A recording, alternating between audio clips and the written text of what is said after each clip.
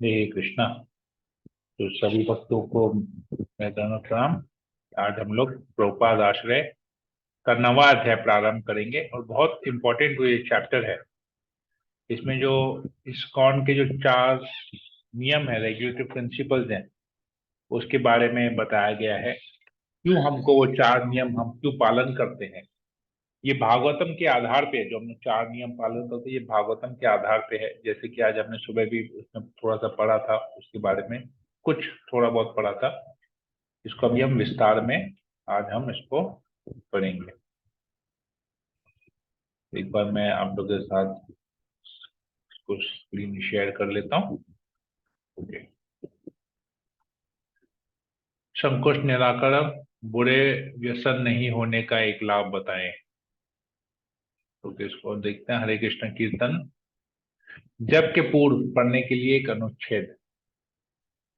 नाम चिंतामणि कृष्णश्च चैतन्य रस विग्रह पूर्ण शुद्धो नित्य मुक्तो अभिनत्वान नाम नामिनो। कृष्ण का नाम दिव्य रूप से आनंददायक है। यह सभी आध्यात्मिक वरदान प्रदान करता है। चिंतामणि है ये, चिंतामणि। नाम जो कृष्ण का जो नाम जो चिंतामणि, चिंतामणि का मतलब है पारस पत्थर, टच स्टोन। जिस किसी को भी हाथ छुएगा वो पारस पत्थर, वो सोना में कन्वर्ट हो जाएगा। ये भगवान का नाम जो है वो चिंतामणि है। तो जिस किसी को भी, जो भी को व्यक्ति वो नाम का आश्रय लेगा, वो सारे दुखों से पार होके परम आनंद उसको प्राप्त होगा। तो ये सभी आध्यात्मिक वरदान प्रदान करता है। सब कुछ जो भी आध्यात्मिक वरदान चीज सब मिलता है, क्योंकि यह स्वयं कृष्ण है और सभी सुखों का आगार है। कृष्ण का नाम पूर्ण है और सभी रसों का स्वरूप है। यह किसी भी परिस्थिति में भौतिक नाम नहीं है और यह स्वयं कृष्ण से किसी तरह भी एक कम शक्तिशाली नहीं है।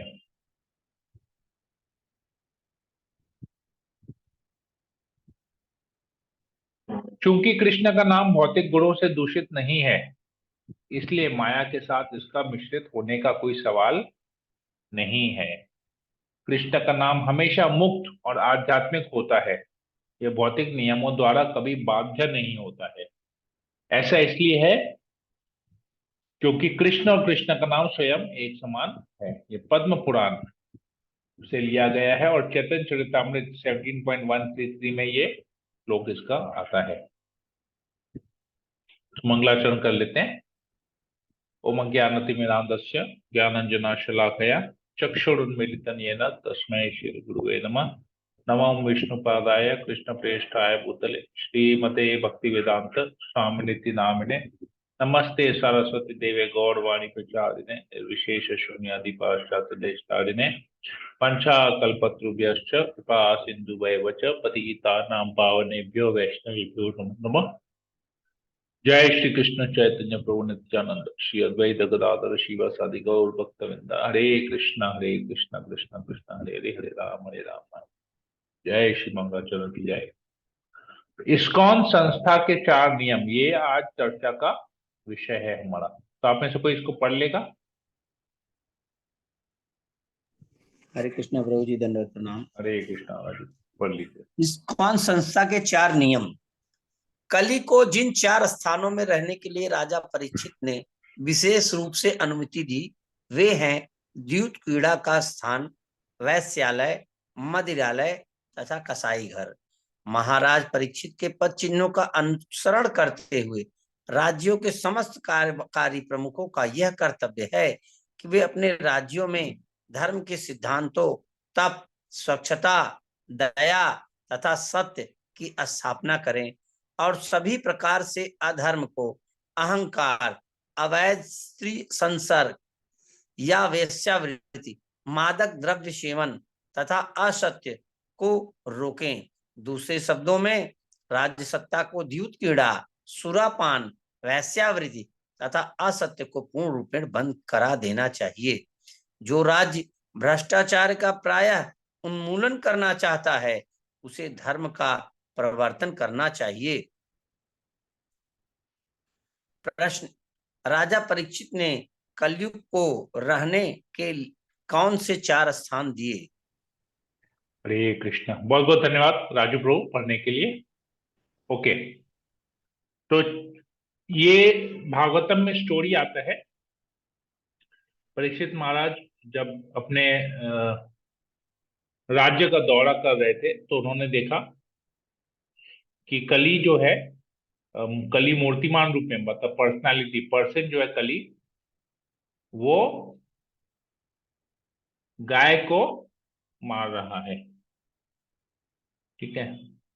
और उधर से एक सामने बैल है, बैल भी एक पैर पे है।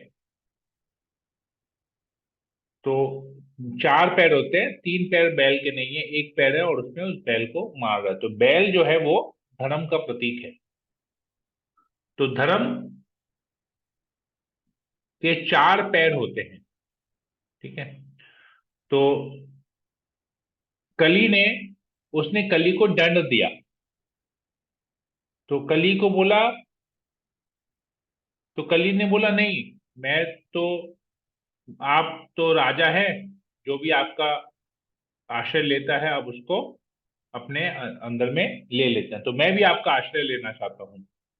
तो राजा ने कहा नहीं, क्योंकि तुमने हमारे यहाँ पर निर्दोष के ऊपर अपना वार किया है, हत्या करने का प्रयास किया है, तो मैं तुमको आश्रय नहीं दूंगा। पर क्योंकि तुमने क्षमा मांगा है तो मैं तुमको छोड़ देता हूं और तुम कहीं पर जाके रहो। कौन से स्थान में जाके रहो? जहां पर ये 4 चीजें होती हो, जहां पर नशा चलता हो, जैसे जहां पर वैश्यावृत्ति होती हो, जहां पर वैश्या का संग करना हो, वैसी जगह पे जाओ। जहां पर जुआ खेला जाता हो वहां पर जाओ। और तो इस प्रकार उसको, और जहां पर मांसाहार होता हो, ऐसे 4 जगहों पे तुम जाके रहो। तो कली क्या है, सब जगह से घूम के आया। पर परीक्षित महाराज का राज्य चलाने का जो तरीका था इतना परफेक्ट था कि इसको ये जगह ही नहीं मिला कहीं पर। तो बोले आपके पूरे राज्य में मैं घूम के आ गया, आपके राज्य में कहीं पर पशु हत्या होती नहीं है, तो मुझे रहने का जगह नहीं मिला। आपके यहाँ पर कोई वैश्यावृत्ति वाला है ही नहीं, कोई जगह भी नहीं है ऐसी, तो मैं, मुझे वहां पर भी जगह नहीं मिला। कोई यहाँ पर नशा नहीं करता है किसी चीज का, तो मुझे वहां पर भी कोई जगह नहीं मिला कि मैं जहाँ पर वहां पर जाके रहूं। तो और कोई जो है मांसाहार हो गया, और ये नशा का हो गया जगह, कोई वैसा अ, सेवन कोई ऐसा नहीं करता है। तो इस प्रकार से वो सब जगह घूम के आए, उसको वैसा कोई जगह नहीं मिला। तो कहीं पर कोई नशा नहीं कर रहा है, कोई जुआ नहीं खेल रहा है, और अ, कोई मांसाहार नहीं कर रहा है, और कोई अवैध संग नहीं कर रहा है। तो ये चारों जगह उसको नहीं मिले, तो तुरंत वापस यहाँ पर आ गया। देखते हैं इसके बारे में और थोड़ा सा डिटेल हम लोग पढ़ते हैं यहाँ पर, ये 4 नियम कैसे हमारे पास आते हैं। ओके, धर्म के 4 स्तंभ, इसको कोई पढ़ लेगा? हरे कृष्ण प्रभु। नहीं, कृष्ण पढ़ लीजिए माता जी। धर्म के 4 स्तंभ। गो रूपी पृथ्वी ने बैल रूपी धर्म को उत्तर दिया। सत्य युग में तुम्हारे चारों पैर तपस्या, पवित्रता, दया तथा सच्चाई के 4 नियमों द्वारा स्थापित थे, किंतु ऐसा प्रतीत होता है कि अहंकार, काम वासना तथा नशे के रूप में सर्वत्र व्याप्त अधर्म के कारण तुम्हारे 3 पांव टूट चुके हैं। धर्म के नियम किन्हीं रूढ़ियों या मानव के सूत्रों पर नहीं, अपितु 4 मूल अनुष्ठानों पर टिके हुए हैं। ये हैं तपस्या, दया तथा सत्य। जन साधारण को बचपन से ही इन सिद्धांतों का अभ्यास करना सीखना चाहिए। अवैध यौन संबंध से तपस्या, नशा से तपस्या, जानवरों के वध से दया और जुए द्वारा सच्चाई नष्ट हो जाती है। प्रश्न 2, धर्म के 4 स्तंभ क्या हैं? हर का विनाश हर एक का विनाश कैसे होता है? हरे कृष्ण। हरे कृष्ण महात्मा। ओके, हर एक का विनाश कैसे होता है? धर्म के चार स्तंभ है और हर एक स्तंभ का विनाश कैसे होता है, ये प्रश्न है। तो चार स्तंभ क्या है? जैसे कुर्सी होता है ना, कुर्सी, कुर्सी के चार पैर होते हैं। कुर्सी का कोई भी एक पैर टूट जाए तो कुर्सी हिलने लगती है, डगमगाने लगती है, कोई इस पर बैठ नहीं पाएगा। वैसे ही धर्म के चार स्तंभ होते हैं, चार पैर होते हैं। तो कोई भी एक पैर टूट गया तो धर्म डगमगाना चालू करेगा। तो चार युग, सतयुग, त्रेता, द्वापर, कलयुग। तो जैसे जैसे एक युग खत्म होता गया, एक एक धर्म का पैर टूटता गया। तो जो सतयुग था उसमें चारों पैर सही सलामत थे। चार पैर क्या है? तपस्या, पवित्रता, दया और सच्चाई। ठीक है। तो जब त्रेता युग आया तो उसमें से एक पैर उसका खत्म हुआ, वो है तपस्या। फिर जैसे कलयुग खत्म, जैसे त्रेता खत्म हुआ तो एक और पैर खत्म हुआ, पवित्रता। फिर जैसे द्वापर खत्म हुआ तो द्वापर के साथ दया भी खत्म हो गया। अभी जो युग है इसमें केवल सच्चाई बची है। ये चौथा है, तो केवल एक पैर। मतलब सतयुग में चारों पैर थे, त्रेता में तीन पैर थे, द्वापर में दो पैर थे, और अभी केवल एक पैर बचा है, वो है सच्चाई। तो एक एक पैर एक एक चीज को रिप्रेजेंट करता है यहाँ पर। तो इसको हम लोग पढ़ते हैं एक एक चीज को। तो ये चार स्तंभ क्या है और क्यों हम इससे चार नियम कैसे आते हैं?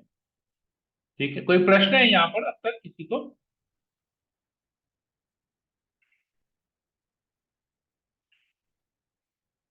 ओके, नहीं प्रभु जी, सर क्लियर है। ठीक है। नो प्रभु।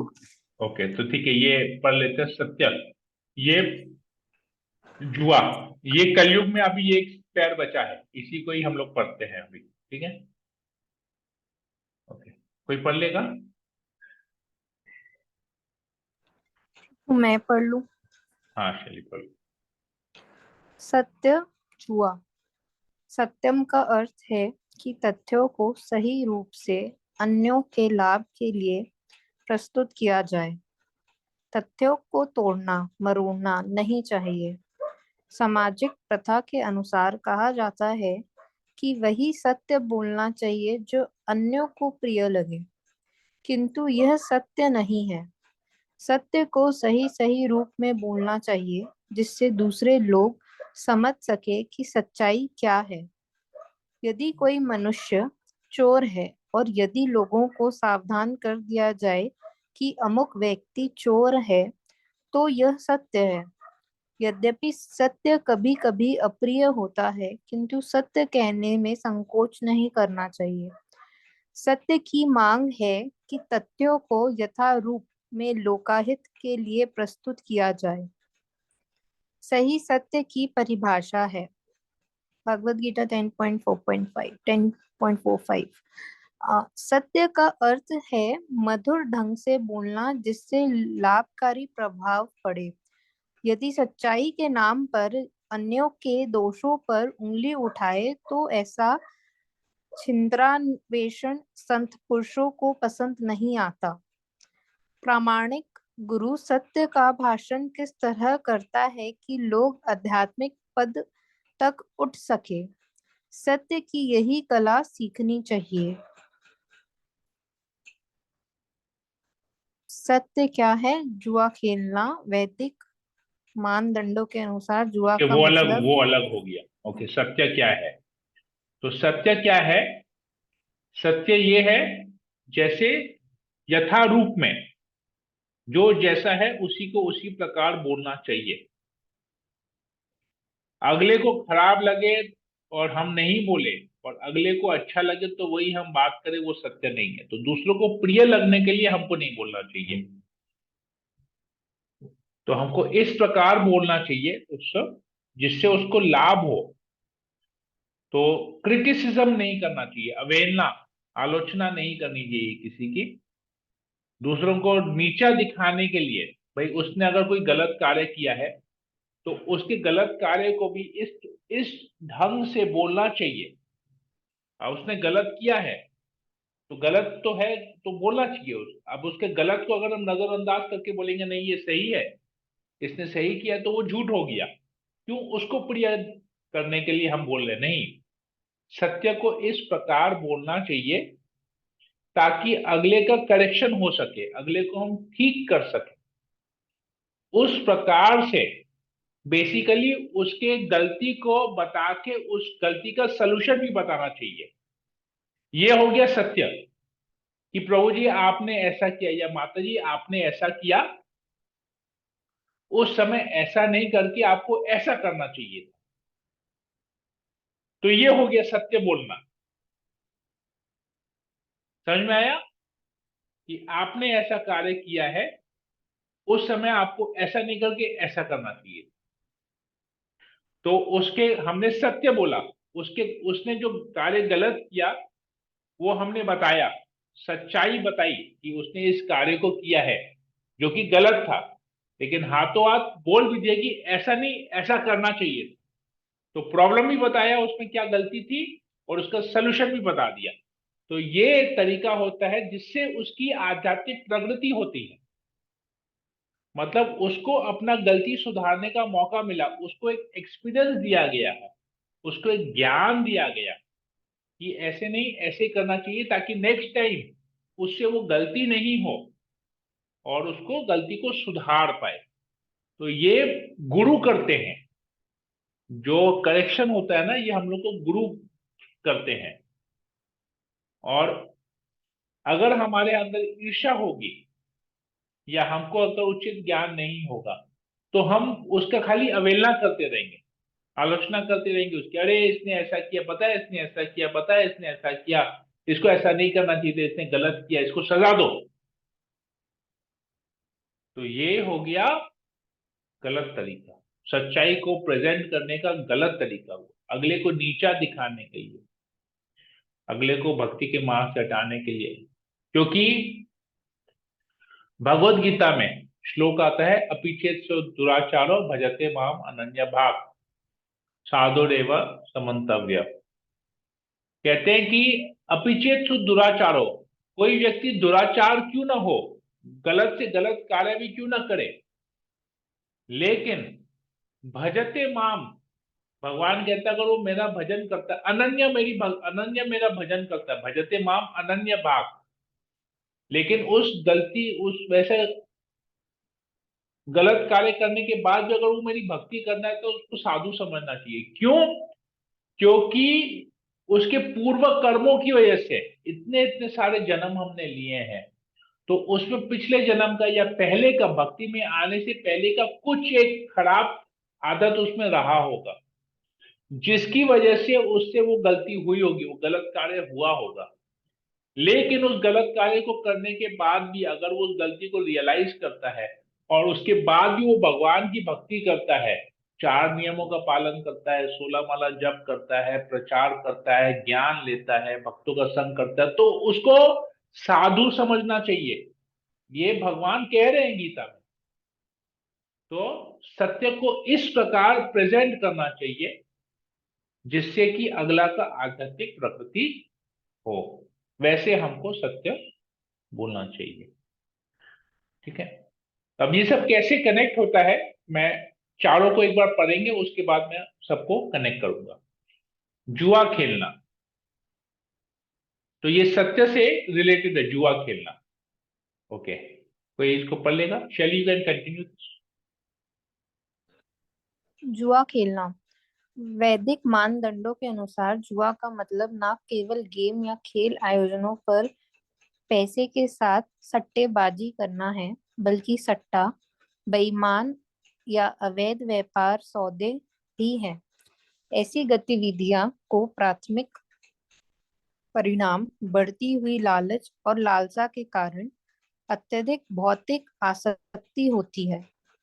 अन्य परिणाम है चिंता के कारण मानसिक असंतुलन, नुकसान के कारण प्रतिभागियों को कष्ट और बेईमानी और धोखाधड़ी में वृद्धि, जो सच्चाई की गुणवत्ता को नष्ट कर देती है। लोग जुआ खेलते हैं क्योंकि वे जोखिम के उत्साह और भौतिक लाभ की संभावना से आकर्षित होते हैं, लेकिन अनुसांगिक अत्यधिक भौतिक आसक्ति के कारण शाश्वत आत्मा को मुक्त करने की संभावना समाप्त होती जाती है, और यह सामाजिक संबंधों में बेईमानी, शत्रुता और यहाँ तक कि हिंसा का भी कारण बनती है। जुआ के अंतर्गत कौन कौन सी गतिविधियां आती हैं, चर्चा करें। ओके, तो इसलिए हम लोग का एक पहला नियम आता है, नो गैम्बलिंग, मतलब जुआ नहीं खेलना चाहिए। तो जुआ खेलने से सत्यता, जो सत्य बोलने की प्रवृत्ति है वो खत्म होती है। कैसे प्रवृत्ति खत्म होती है? क्योंकि जुआ खेलना मतलब उसमें पैसा इन्वॉल्व हो गया, तो पैसा, हमारा पैसे का नुकसान नहीं हो तो उसमें हमको झूठ बोलना पड़ता है, सट्टेबाजी करनी पड़ती है, पूरा एकदम मैनिपुलेशन करना पड़ता है, गलत को सही, सही को गलत करना पड़ता है, गलत कार्य बेसिकली करना पड़ता है। और तो गलत कार्य क्या है? शास्त्र के विरुद्ध है गलत कार्य करना। फिर हमको धोखा देना पड़ता है दूसरों को। ये कृष्णा, हम लोगों को दूसरों को धोखा देना पड़ता है, अपने लिए लालच, पैसे के प्रति लालच बढ़ जाती है, जोखिम जोखिम उठाते हैं हम लोग, उसमें जान का जोखिम भी उठाते हैं, नुकसान होता है पैसे का, या दूसरे का पैसे का नुकसान भरपाई नहीं कर पाते हैं, फिर चोरी चकारी पे आ जाते हैं। तो बेसिकली एक से दूसरा, दूसरा से तीसरा, तीसरा से चौथा, सब कुछ लालच बढ़ता है उसमें। जैसे मान लीजिए कोई कोई किसी को लॉटरी का टिकट हुआ, या किसी ने शेयर मार्केट में इन्वेस्ट किया, शेयर मार्केट में इन्वेस्ट किया, देख रहा है ये कंपनी, कुछ न्यूज आया, उसने इस कंपनी का शेयर खरीदा, अगले दिन आज 1,000 रुपए में खरीदा, कल उस शेयर का दाम 1,200 रुपया हो गया, तो उसने 1,200 रुपए में बेच दिया।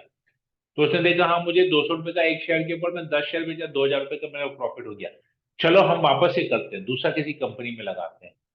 ऐसे करते करते क्या होता है, उसकी लालच बढ़ती जाती है, आज 2,000 कमाया, कल 5,000, फिर 10,000, फिर 15,000, ऐसे करते करते फिर क्या होगा,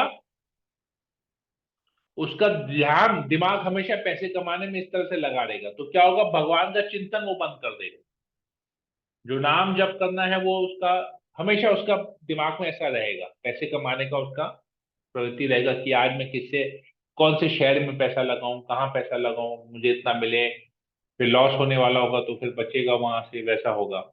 फिर जैसे जुआ खेलते हैं, ताश पत्ता खेलते हैं, तो उसमें भी धोखाधड़ी होती है, जैसे ब्लाइंड खेलते हैं, ये करते हैं वो करते हैं, तो सब प्रवृत्ति वैसी होती है। कसीनो में जाते हैं, कसीनो में खेलते हैं, वहां पर भी धोखाधड़ी, बेईमानी होती है। तो बेसिकली किसी प्रकार का सट्टा खेलेंगे या कहीं पर कुछ इस तरह का जोखिम बड़ा कार्य में पैसा लगाएंगे, तो वहां झूठ बोलेंगे, तो झूठ बोलेंगे तो सत्यता नष्ट हो जाएगी। जैसे ही हम झूठ बोलेंगे तो सत्य का नाश हो गया। इसीलिए कहा जाता है कि नो गैम्बलिंग। तो एक नियम, 4 नियमों में से एक नियम है नो गैम्बलिंग। अगर गैम्बलिंग करेंगे तो सत्यता नष्ट हो जाएगी, और गैम्बलिंग नहीं करेंगे तो हमारा सत्ता बनी रहेगी। तो सत्यता नष्ट हो जाएगी, जुआ खेलेंगे मतलब वहां पर कली का प्रभाव आ गया। क्योंकि परीक्षित महाराज ने कली को कहां बोला, जाके रहो जहां पर जुआ खेला जाता है, वहां जाके रहो। पर वो पूरा राज्य घूम के आए, वहां पर उसको कोई ऐसा जगह नहीं मिला जहां जुआ खेला जाता हो।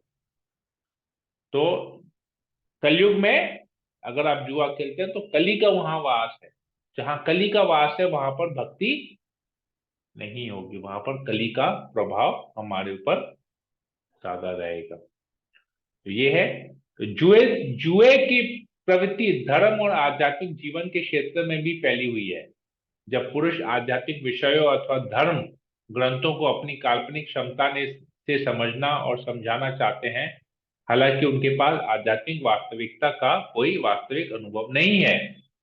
आध्यात्मिक जीवन को समझने के लिए व्यक्ति को पूर्ण रूप से आध्यात्मिक अनुभव प्राप्त गुरुओं से नम्रता से सुनना चाहिए। अगर कोई अपनी चतुरता पर भरोसा करना चुनता है, भले ही वह हर तरह से गिरने योग्य है, तो वह मानव जीवन के मूल्यवान आध्यात्मिक अवसर को दांव पर लगा रहा है।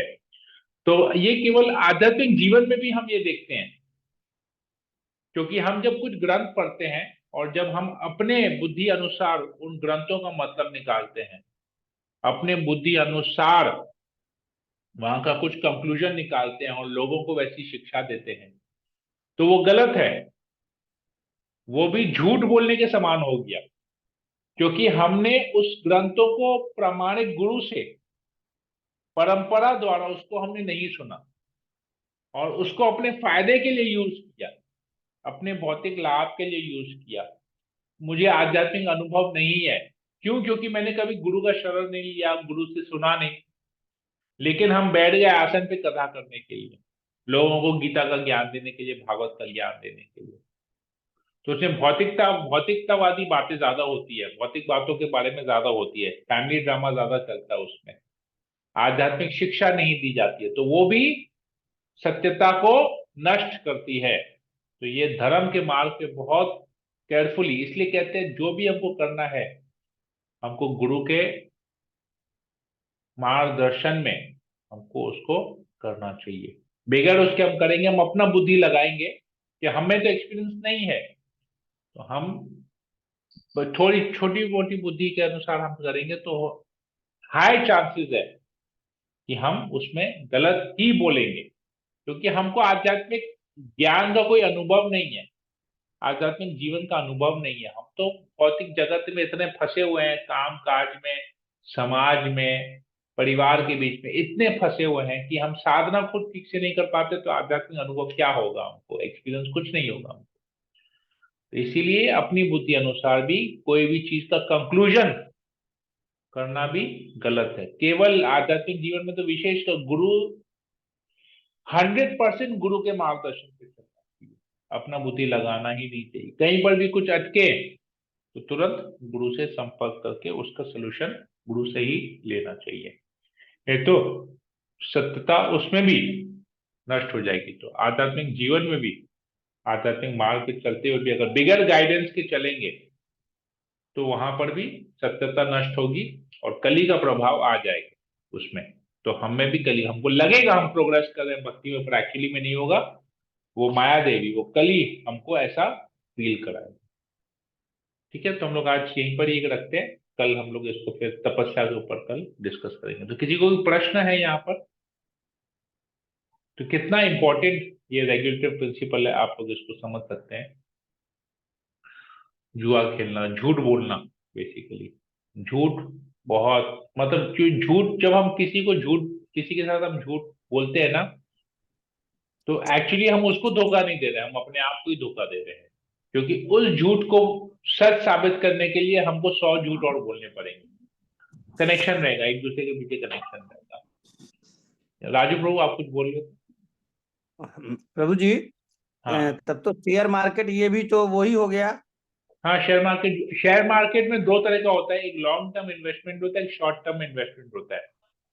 लॉन्ग टर्म इन्वेस्टमेंट में आप कर सकते हैं, क्योंकि वो इन्वेस्टमेंट हो गया, आपने बहुत अच्छे कंपनीज का शेयर खरीद के रख दिया, 2 साल, 5 साल, 10 साल, 15 साल, जैसे एफडी में हो गया कि आपको पता है ये कंपनी का कभी नुकसान नहीं होने वाला है। जैसे टाटा की कंपनीज है, एयरटेल है, इस टाइप का, हम लेके इन्वेस्ट करके रख दिए, 2 साल, 5 साल, 10 साल, बाद में जब जरूरत होगा पैसा का, हम कर लिए। पैसा कमाने के नजर से अगर आप अगर आप शेयर मार्केट करेंगे, डेली ट्रेडिंग जिसको बोलते हैं, शॉर्ट टर्म ट्रेडिंग या डेली ट्रेडिंग, वो जुआ हो गया। उसमें आपका जो है मनोवृत्ति वैसा हो जाएगा, मानसिकता वैसी हो जाएगी, तो उसमें लालच आ जाएगा, फिर भक्ति खत्म हो जाएगी। अच्छा प्रभु जी, हाँ, तो हम लोग को क्लास भी तब तो अपने से नहीं करना चाहिए? क्लास तो अपने से करना चाहिए ना, पढ़ के समझना चाहिए ना। तो हम लोग को जैसे आप इसलिए तो बुक दे दिया, पढ़ना चाहिए साथ में मिलके, अपना उसमें बुद्धि नहीं लगाना चाहिए। प्रभुपाद जी ऐसा बोल रहे, नहीं हम ऐसा बोल रहे हैं।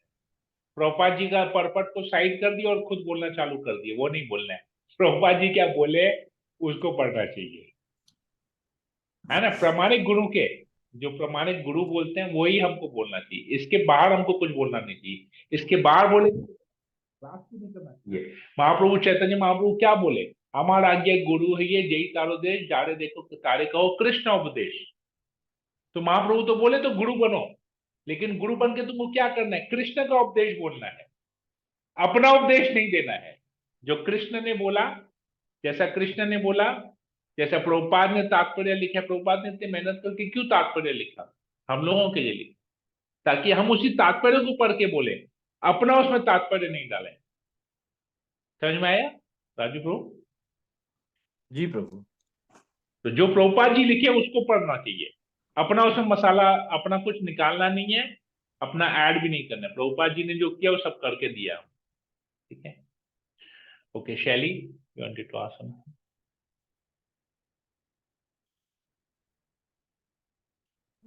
Yes, Prabhu. हाँ, So, how SIPs and mutual funds can be seen as jua? क्योंकि nobody gives you guaranteed return, उसमें दिया हुआ है mutual fund investments are subject to market risk.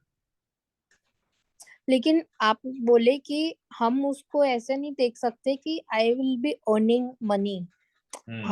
Long term investment में अगर लॉन्ग टर्म इन्वेस्टमेंट को जुआ में नहीं काउंट किया जाता है। लेकिन SIPs लॉन्ग टर्म होता नहीं है, इट्स मंथली और क्वार्टरली, तो इसीलिए दैट्स व्हाई इट्स हाँ, दैट इज वाई उसमें नहीं करना चाहिए। तो क्योंकि प्रभु अल्टीमेटली क्या होता है, वो लोग क्या करते हैं, आपका पैसा मार्केट में इन्वेस्ट करते हैं, मार्केट गिर गया, आपका वैल्यू कम हो गया, मार्केट बढ़ गया तो आपका वैल्यू बढ़ गया।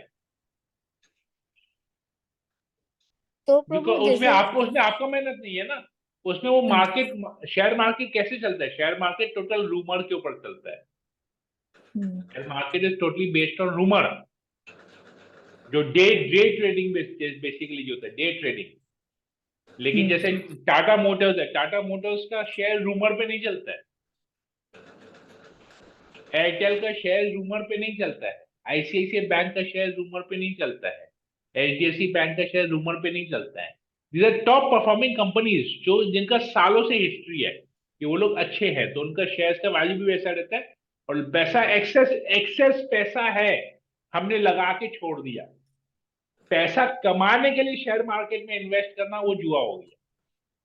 समझे, मतलब जैसे बहुत सी बड़ी बड़ी जैसे L&T एंड ऑल, ये सब बड़ी कंपनीज ये आपसे पैसा लेती है और आपको लोन दे, मतलब वो आपसे ही लोन ले रही है एंड गिविंग यू मनी, लेकिन वो लॉन्ग टर्म बेसिस पे, मतलब बॉन्ड जैसा जैसे वो लोग डिविडेंड देते हैं आपको, क्योंकि वो लोग आपके पैसा से वो लोग कमा रहे हैं और उसमें से आपको कुछ दे दे रहे हैं। ये हो गया, this is called proper investment, systematic planning. आपके पास एक्सेस पैसा था, आपने इन्वेस्ट करके रख दिया कि हमको पता है आज इसका 1000 रुपया दाम है, आगे चल के इसका 5 साल या 8 साल बाद 10 साल बाद इसका 2000-3000 हो जाएगा, हमको लमसम पैसा मिलेगा। तो ये हो गया इन्वेस्टमेंट प्लानिंग। जैसे हम लोग बैंक में फिक्स डिपॉजिट करते हैं, जैसे हम गोल्ड खरीदते हैं, तो ये सब क्यों खरीदते हैं, फ्यूचर सिक्योर करने के लिए। आज हम LIC में पैसा इन्वेस्ट करते हैं 10 साल 12 साल 15 साल की, हमको एक साल लमसम पैसा मिलेगा, वो हो गया सिस्टमैटिक प्लानिंग। लेकिन प्रभु इसमें भी मेरे को जैसे ये जो हम लोग ये जो बॉन्ड्स होता है, जो भी ये आप जैसा बोल रहे हैं कंपनीज का, कॉर्पोरेट में तो प्रभु देयर इज मतलब there is no truth. I mean if you see how नहीं, तो you have to see top performing companies, उनके हिस्ट्री को स्टडी करो और फिर पैसा लगाओ। श्योरिटी तो किसी का भी नहीं, श्योरिटी हमारा है क्या? नहीं प्रभु वो है। नहीं बोल रही हूँ, जैसे ये बोल रहे हैं सच्चाई, मतलब जुआ हमारी सच्चाई को नष्ट करता है, ठीक है। तो मैं इससे रिलेट कर रही हूँ कि ये जो आपने बॉन्ड्स वाला ये बोला ना, जो ये बड़ी कंपनीज जो होती है टाटा L&T, तो ये सब हम लोगों को डिविडेंड्स जो दे रही है, बट उसके अंदर उन कंपनीज के अंदर there is no truth. I mean, how these people do whatever these people market में जैसे ये खेलते हैं, या ये अपने एम्प्लॉयज एम्प्लॉइज को जैसे रखते हैं, they don't deal with truth, there is no truth in corporate world. नहीं वो ठीक है, बट अल्टीमेटली वो क्या कर रहा है हमको वो नहीं देखना है। मेरा चेतना क्या बोलता है कि हमने उसमें पैसा, that's why I am telling ना, the mood at which we are putting the money, हम इन्वेस्टमेंट के हिसाब से, लॉन्ग टर्म इन्वेस्टमेंट के हिसाब से सोच रहे हैं।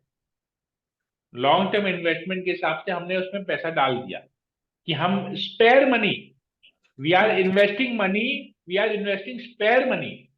हम पैसा आज 100 रुपए लगा के कल हमको 500 मिलेगा, वो नहीं कर रहे हैं ना, वो तो जुआ हो गया। कि उससे मेरा घर चलेगा, तो वो तो जुआ का पैसा हो गया। कि जाएंगे, अरे आज हमको 1000 रुपए का जरूरत है, चलो ना 100 रुपए लेके 100 का 1000 बना के घर आ जाएंगे, वो तो जुआ हो गया।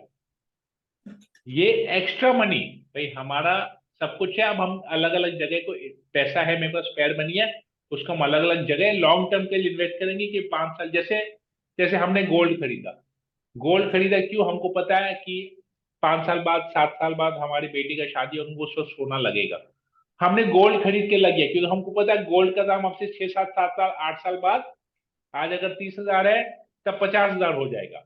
बट हमारा मूड क्या था गोल्ड खरीद के रखने का कि ये तब हमको यही चीज लगेगा, हमको ज्यादा में खरीदना पड़ेगा और ये हमको पर्सनल यूज में लगेगा। हमारे बेटी की शादी होगा, हमको गहने बनाने पड़ेंगे उस समय। तो आज मेरे पास पैसा है, हमने इन्वेस्ट करके रख दिया। आज खरीदा 30,000 में, कल 30,100 हुआ बेच दिया, फिर 25,000 हुआ फिर खरीदा, फिर 25,200 हुआ बेच दिया, वो नहीं किया ना।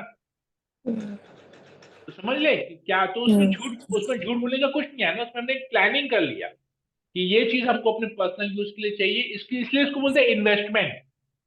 इसलिए इसको इन्वेस्टमेंट बोलते हैं, जुआ नहीं बोलते हैं। ओके। समझ में आया? हाँ। जैसे हमने बैंक में फिक्स डिपॉजिट कर दिया, बैंक के शेयर्स में नहीं किया, बैंक में फिक्स कर दिया कि यहाँ हमको पता है कि हम कैलकुलेट किया, हमने 8% करके 7% करके रिटर्न दे रहा है, 5 साल का है, हमको 5 साल तो हम देख लिया, अभी हमको पैसा का जरूरत नहीं, चलो 5 साल का हम डाल देते हैं। फिर देखते नहीं हमको 3 साल बाद पैसा लगे, फिर हम 3 साल के लिए इन्वेस्ट कर दे रहे हैं। तो उस हिसाब से that is called investment. Idle money पड़ा हुआ है, आइडल मनी पड़ा हुआ है, हम उसको कहीं लगा देते हैं, पैसा ऐसे ही पड़ा हुआ है, कहीं कुछ पैसा आ जाएगा उससे, 2 साल 3 साल बाद कुछ पैसा आ जाएगा, उसमें लमसम हमको मिलेगा। लेकिन डेली का डेली करना वो जुआ में आ जाता है। ठीक है। जैसे डेली कमाए, अभी हमको सारा दिन काम किए, कमाए, अगले दिन चलो सुबह 2 घंटे शेयर मार्केट में बैठ के उसको इन्वेस्ट करके उसका 2 पैसा और कर लेते हैं, कल काम पे नहीं जाएंगे, कल शेयर मार्केट खेलेंगे, या कल ताश खेलेंगे, या घोड़ा का रेसिंग पे जाके घोड़ा पे बैटिंग करेंगे। 1 जनवरी को होता है साल के पहले दिन, जा घोड़ा पे जाके बैट लगाएंगे, तो वो तो जुआ होगा। कसीनो में जाके खेलेंगे, फ्रेंड्स लोग के साथ खेलेंगे, आज चलो ये है दिवाली है, आज बैठ के ताश खेलेंगे, पैसा जुआ खेलेंगे, देखते हैं आज कमा के निकलेंगे यहाँ से, देखते हैं लक्ष्मी देवी हमारे ऊपर कितनी मेहरबान है, वो जुआ हो गया। तो दैट इज, उसमें मानसिकता चेंज होती है। ठीक है, ठीक है। ठीक है Clear? प्रभु। हाँ। ओके, और किसी को कोई प्रश्न है? सबके लिए क्लियर हुआ? आशा रानी माता जी, भावना, कोमल? जी प्रभु जी, क्लियर है। Okay, Bhavna and Komal? Yes, Prabhu, it's clear. Okay, ठीक है, ठीक है। फिर हम लोग कल इसको कंटिन्यू करें, we go to the second topic. तो पहला है सत्यता, एक पैर है सत्यता। तो हम लोग नो गैम्बलिंग, गैम्बलिंग करेंगे तो हम प्रभुपाद के नियम को तोड़ रहे हैं, जो 4 प्रिंसिपल, इनफैक्ट धर्म के नियम को तोड़ रहे हैं। तो गैम्बलिंग नहीं करना चाहिए, किसी की भी प्रकार का सट्टा नहीं करना चाहिए, तो उससे हमारा, नहीं तो धर्म का पैर नष्ट होगा, तो हम भक्ति नहीं कर पाएंगे, हमारे भक्ति में जीवन को डायरेक्ट वो अफेक्ट करेगा वो चीज। ठीक है, तो 4 नियमों में से पहला नियम है सत्यता, जिसमें हमको नो गैम्बलिंग, नो गैम्बलिंग, तो सत्यता, जुआ नहीं खेलना है, तो सत्यता बनी रहेगी। हरे कृष्णा। तो हम यहीं पर ही क्लास को एंड करते हैं। हरे कृष्णा कृष्ण कृष्ण हरे हरे, हरे राम राम राम हरे हरे। वंशा कल्पतरुभ्यश्च कृपा सिंधुभ्यो च पतितानां पावनेभ्यो वैष्णवेभ्यो नमो नमः। संवेद भक्तवृंद की जय। जगत गुरु शिल प्रभुपाद की जय। हरे कृष्णा।